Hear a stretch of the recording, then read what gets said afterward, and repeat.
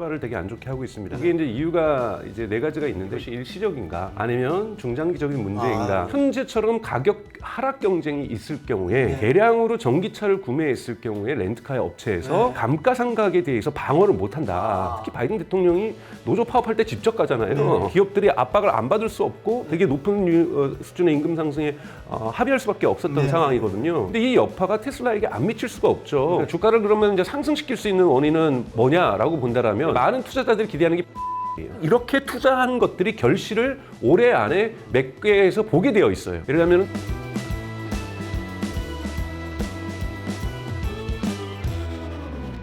테슬라 시총이 올해 들어 120조 원 넘게 증발했다는 소식이 들려오고 있습니다.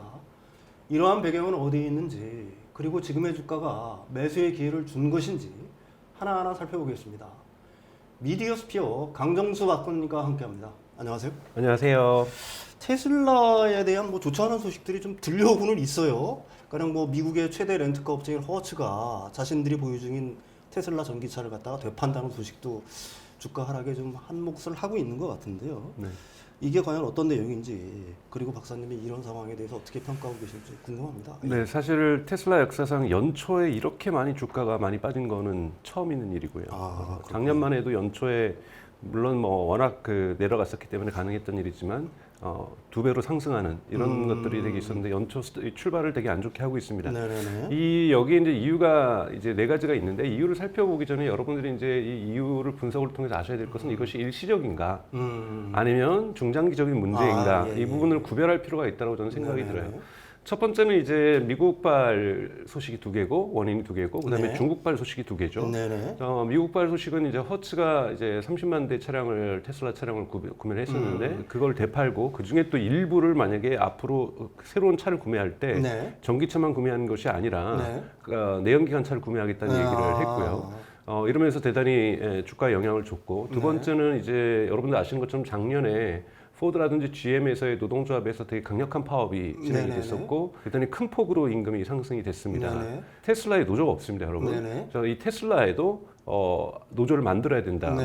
도 있고 또 하나는 이제 미국 자동차 업계에서는 그것을 내심 바라고 있죠. 왜냐하면 테슬라에 일하는 노동자들의 임금이 낮은 편이거든요. 그런데 그쪽은 또 올랐잖아요. 그러다 보니까 경쟁에 있어서 훨씬 더 여긴 비용이 절약되게 생산할 수 있다는 생각을 하고 있기 때문에 경쟁 구도에서도 불리한 입장이라고 생각을 했는데 테슬라에서 노조를 안 만드는 좀 모양새로 가져가면서 임금을 올렸습니다. 임금을 올린다는 건 여러분 항상 비용이 올라간다는 거고 가뜩이나 수익률이 지금 악화되고 있는 상황에서 더 수익률이 악화될 수 있다는 기대감 이런 것 때문에 그렇게 된 거고요. 돌아가서 좀 다시 얘기를 해보면 허츠가 이 감가상각에서 전기차 30만 대에 대해서 아주 안 좋은 부정적인 평가를 받았어요. 그 이유는 자신들이 샀을 때보다 지금 모델 3의 가격이 $10,000 가격 내린 거예요. 그렇군요.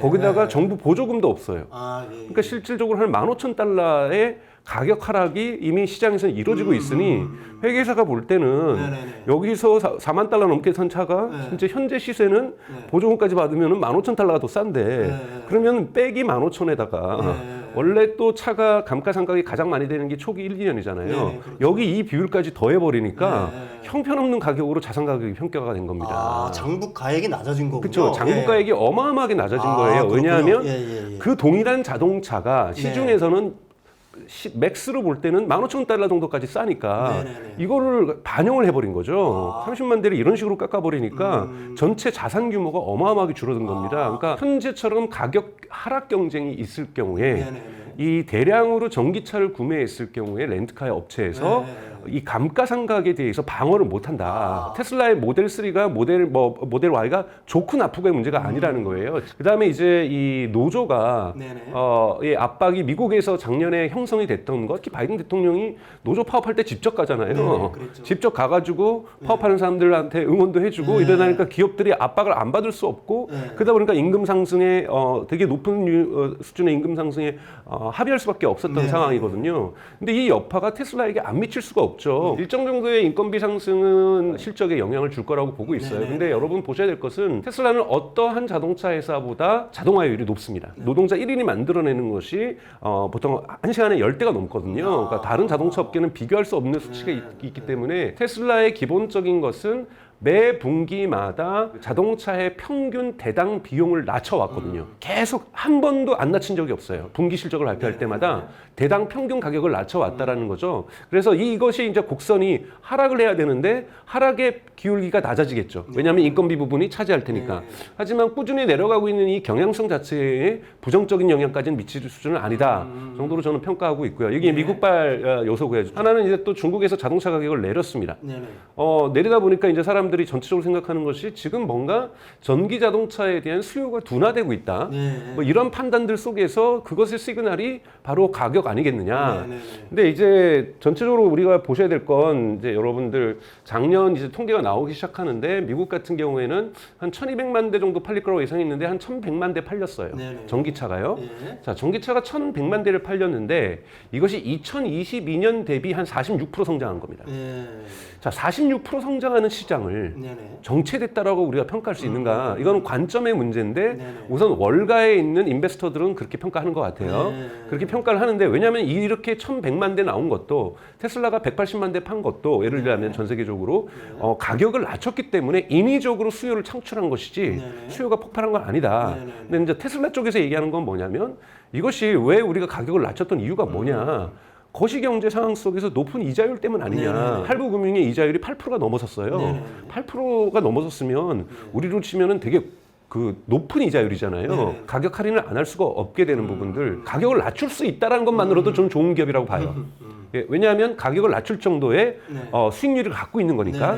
그럼에도 불구하고 이것을 월가에서 평가할 때는 수익률을 계속 높여야 되는 상황인데 이렇게 가격 인하로 다 빼주고 있는 상황을 좋게 보지는 않고 있다. 빅 인베스터들 자체가 여기에서 이제 많이 뺀 거죠, 물량을. 그러다 보니까 주가가 내려가고 있는 거고요. 이건 해석의 여력이 있고 저는 이 와중에서도 계속해서 가격 하락을 할 수 있는 여유가 있다라는 것 자체만으로도 자동차 시장의 위기를 극복할 수 있는 힘을 갖고 있다고 저는 평가를 하고 있고요. 테슬라한테 사실은 위협적인 존재가 하나 있습니다. 하나는 시걸, 갈매기라는 뜻이죠. 시걸이라는 자동차가 4월 말에 나와서 28만 대를 팔았는데 이 차의 가격이 $10,000예요. 컴팩트에다가 문도 해치백까지 5개에다가 안에 정확하게 테슬라랑 똑같습니다. 큰 모니터를 둬서 이걸로 모든 걸 통제하고 소프트웨어도 되게 좋거든요. 그러니까 그러다 보니까 이 시걸이 지금 폭발적으로 팔리고 있는 거고 과연 BYD의 공세를 2024년에 모델 2가 나오지 않기 때문에 모델 2는 2025년에 나오기 때문에 테슬라가 방어하기 어려울 것이다. 그래서 1위 자리를 저도 그렇게 보고 있어요. 2024년에는 일시적으로나마 BYD에게 테슬라가 내줘야 된다. 이것을 이제 부정적으로 보기 시작하는 거죠. 이것이 이제 4가지 이번에 주가를 하락시키는 원인이고 그러니까 주가를 그러면 이제 상승시킬 수 있는 원인은 뭐냐라고 본다라면 많은 투자자들이 기대하는 게 바로 AI예요. 첫 번째는 FSD 12가 지금 벌써 이제 알파 버전으로는 작동을 하고 있고 그 다음에 이것을 이제 실현해 줄 수 있는 도저 컴퓨터를 지금 슈퍼컴퓨터를 쓰고 있는데 도저 컴퓨터가 이제 2024년 10월 말 정도에 완성될 걸로 올해 1월 말이면 전 세계 5위 슈퍼컴퓨터로 등극을 하거든요. 그러니까 이 슈퍼컴퓨터가 작동하면서 과연 진짜로 AI의 질적인 진화를 가져올 것인가. 그리고 여러분 이 FSD에 쓰는 이 인공지능은 그대로 옵티머스에도 쓰이거든요. 그래서 옵티머스의 진화 속도에 인공지능이 어떠한 작용을 하는가. 두 번째는 이제 계속해서 생산하고 있는 지금 이제 4680 배터리의 소식이 안 좋거든요. 프로덕션 헬. 생산의 지옥에 빠져 있다. 좀 이렇게 지금 보도가 나온 상태거든요. 테슬라가 사이버 트럭 10만 대 팔려면요. 셀이 하루에 100만 개 필요합니다. 하루에 100만 개 필요해요. 하루에 100만 개 필요한데 2023년 통틀어서 2천만 개 만들었다. 자, 뭐 이러면은 그 20일 쓰면 다 쓰는 거잖아요. 그렇죠. 네, 그렇기 때문에 아직까지는 이 부분에 대한 그 생산 라인들을 지금 물론 확대를 하고 있습니다만 4680 배터리 생산에 문제를 풀어야 되는 게 여러분 4680에 뭐 여러 가지 장점이 있습니다만 동일한 힘을 반가격에 50% 생산 비용으로 만들어냅니다. 그러면 4680 배터리를 쓴다는 건 뭐냐면 또 한 번 생산 단가를 낮춘다는 거거든요. 이 부분이 있고 또 하나 지금 테슬라가 지금 텍사스 쪽에 짓고 있는 리튬 재련소가 있습니다. 리튬 재련소를 자동차 기업이 만드는 건 처음이거든요. 여기에서 1,000만 대 가량에 쓸 수 있는 리튬을 다 할 수가 있어요. 그러니까 2024년에는 모델 2를 짓기 위한 생산 라인에도 돈이 들어가고 있고 4680에도 돈이 들어가고 있고 도저 컴퓨터에서만 $10억 들어가고 있습니다. $10억 들어가고 있죠. 옵티머스 만드는데 돈이 들어가고 있죠. 계속해서 FSD 질적으로 전환하는데 돈이 들어가고 있죠. 사이버 트럭도 양산 체계 갖추기 위해서 돈 들어가고 있죠. 그러니까 2024년은 테슬라에게 있어서는 점법을 되게 크게 하기 위한 대규모 투자의 해입니다. 저는 2024년 자체를 자체로 볼 때 수익률이 높아져서 주가가 올라가는 일은 별로 없을 거라는 거예요. 네. 왜냐면 워낙 비용이 많이 들어가기 때문에 다만 이렇게 투자한 것들이 결실을 올해 안에 몇 개에서 보게 되어 있어요. 네네.